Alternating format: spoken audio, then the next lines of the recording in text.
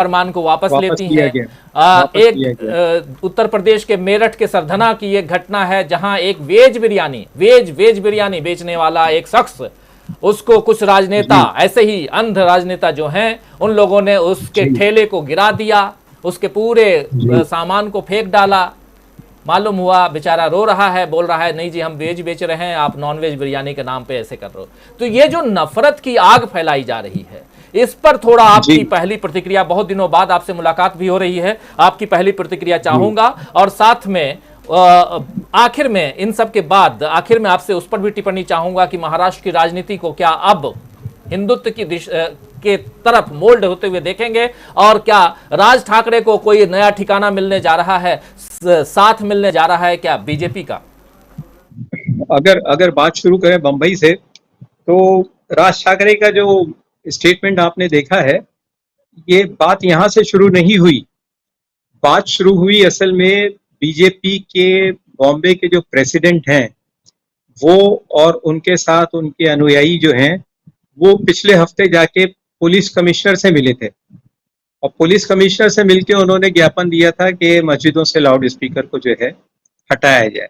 अब police commissioner साहब जानते हैं कि जहां बंबई में जो लाउड स्पीकर्स हैं उनकी बाकायदा परमिशन दी हुई है, और वो जो है कानून के दायरे में रहते हुए जो है इस्तेमाल में लाए जा रहे हैं, तो वहां तो उनको कुछ हासिल नहीं हुआ। तो ऑफिशियली अगर देखा जाए तो बीजेपी ने जो है एक तरह से जो है कदम पीछे ले लिया, लेकिन उन्हें अपने बगल बच्चे को, जिसको कहना चाहिए कि राज ठाकरे को, जो है मैदान में उतार दिया कि अब यहाँ से बात तुम आगे बढ़ाओ। और राज ठाकरे जिस तरह की सियासत करते चले आए हैं, आप लोगों को शायद याद होगा कि गुजरातियों के खिलाफ भी उन्होंने तहरीकें चलाई, यूपी वालों के खिलाफ भी तहरीकें चलाई, हिंदी बोलने वालों के खिलाफ भी तहरीकें चलाई। और जिस जमाने में उनको थोड़ा बहुत पावर हासिल था, उस जमाने में उन्होंने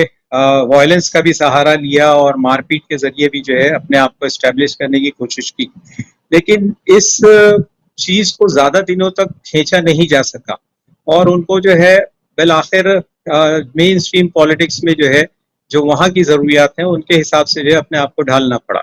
लेकिन जब उन्होंने अपने आप को मेन स्ट्रीम पॉलिटिक्स के हिसाब से के रंग में रंगने की कोशिश की, तो उनका सारे रंग फीके पड़ गए, और वो एक एक करके जितने भी उनके एमएलएस थे और जितने भी उनके हाथों में कॉर्पोरेशन थी, वो सब की सब उनके हाथों से खिसक गई। तो राज ठाकरे जो थे फुल टाइम पॉलिटिशियन से हटकर पार्ट टाइम पॉलिटिशियन हो गए। उनका बिल्डिंग इंडस्ट्री में जो है पैसा लगा हुआ है, यहाँ की कंस्ट्रक्शन इंडस्ट्री में जो है उनके इंटरेस्ट हैं, और उन्होंने जो है पॉलिटिक्स को जो है अपने इसी कारोबार को फैलाने का जरिया बना रखा है। तो ये तो हुई एक बात। अब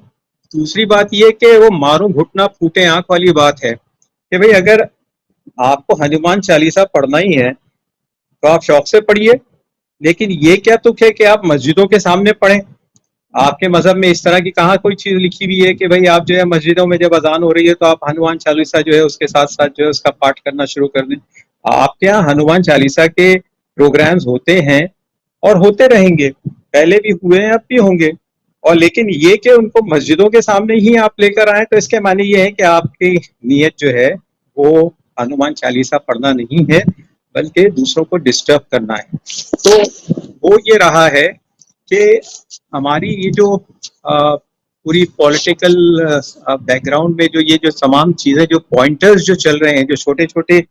पिन प्रिक्स मैं जिनको कहता हूँ, ये जो चल रहे हैं, इनका ये जो है अपना कोई असर दिखा नहीं रहे, बल्कि ये काउंटर प्रोडक्टिव होते जा रहे हैं। कर्नाटक में हलाल गोश्त के खिलाफ जो है जो तहरीक शुरू की, तो उस तहरीक की मुखालिफत में कर्नाटक के हिंदू लीडर्स जो हैं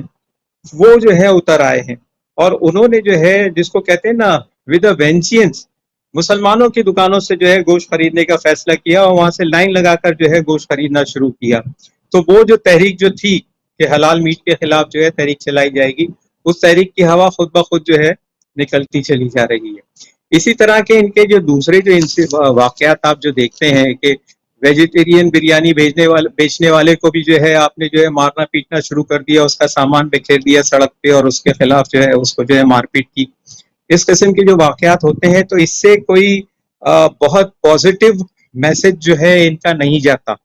और मैं समझता हूँ कि एक बहुत बड़ी तादाद में लोग ऐसे हैं जो इन वाकयात को जो है बहुत तशवीश की नज़र से देखते हैं, और वो ये महसूस करते हैं कि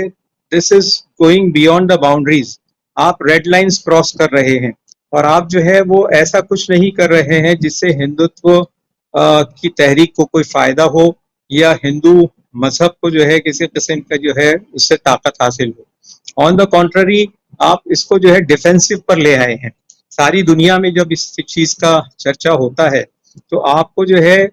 अपने आप को डिफेंड करना पड़ता है कि हम जो कर रहे हैं वो सही है, और वो किसी तौर भी सही नहीं है, इसलिए आपको जो है सारी दुनिया में फजीहत उठानी पड़ती है। इंटरनेशनल मीडिया किस तरह की चीजें पेश कर रहा है, कभी आप उसका गौर से मुआयना कीजिए। अभी राना अय्यूब का मामला था, ईडी ने जो है एयरपोर्ट पे उनको रोक लिया। अब एयरपोर्ट पे रोकने के बाद जो है उनको लंदन जाने की और यूरोप में जो उनके लेक्चर्स थे उसमें जो है शिरकत की इजाजत नहीं दी। राना अय्यूब ने सीधे फौरन जो है कोर्ट का दरवाजा खटखटाया, और कोर्ट ने जो इस चीज को महसूस किया कि ईडी जो है वो अपनी लिमिट्स क्रॉस कर रही है, तो उन्होंने ईडी के एतराज के बावजूद भी राना अय्यूब को जो है फॉरेन जाने की परमिशन दे दी। अब इस तरह के जब वाकयात होते हैं तो इनको डिफेंड करना, इनका इनका दफा करना जो है बहुत मुश्किल हो जाता है। और हम तो यही सीधा सीधा सवाल करते हैं कि आपसे आपकी ये जो हरकतें हैं, इनके जवाब में अगर दूसरों ने भी अगर कोई काउंटर अटैक शुरू कर दिया या काउंटर तहरीक शुरू कर दी, आप अगर ये कहते हैं कि मंदिरों के मेलों में मुसलमानों को दुकानें लगाने की इजाजत नहीं होनी चाहिए, अगर मुसलमानों ने अपनी दरगाहों के मेलों में हिंदुओं को दुकानें लगाने से रोकना शुरू कर दिया तो क्या होगा? इसका फायदा किसको होगा? इससे तो सिर्फ गुर्बत फैलेगी। वो लोग जो कारोबार करते चले आए हैं बरसों से, पुश्तों से, कि वो मेलों में ठेलों में दुकानें लगाते रहे हैं, झूले लगाते रहे हैं। आप कभी भी जाके हमारे यहाँ के मेलों का अगर जायजा लें तो आपको पता चलेगा कि इससे ज्यादा दोस्ती की, भाईचारगी की और यगानगत की कोई मिसाल नहीं मिल सकती। आप अब आप उस पर भी अगर अगर कोई वो पाबंदी लगाने की कोशिश कर रहे हैं तो आप किसको खुश कर रहे हैं? मुझे तो इस बात पे बड़ी खुशी है कि खुद बीजेपी में ऐसे लोग मौजूद हैं, और कर्नाटक बीजेपी में ऐसे लोग मौजूद हैं जिन्होंने मेलों पर और मंदिरों के मेलों पर जो है मुसलमानों को दुकानें लगाने से रोकने की जो ये हरकतें हैं उनकी मुखालफत की। उन्होंने कहा कि अगर गवर्नमेंट किसी 20 साल पुराने कानून के किसी छोटे से क्लॉज का सहारा लेकर भी अगर ये चीज कर रही है तो हमारी हुकूमत को चाहिए कि वो उस क्लॉज को नलीफाई कर दे, उस क्लॉज को जो है इनवैलिडेट कर दे या उसको बदल दे, बजाय इसके कि उसकी पाबंदी करते हुए यहाँ पर जो है हिंदू मुस्लिम दरारें पैदा की जाएं। तो हम लोगों को एक चीज ये याद रखना चाहिए कि इस हमारा मुल्क बहुत वसी मुल्क है,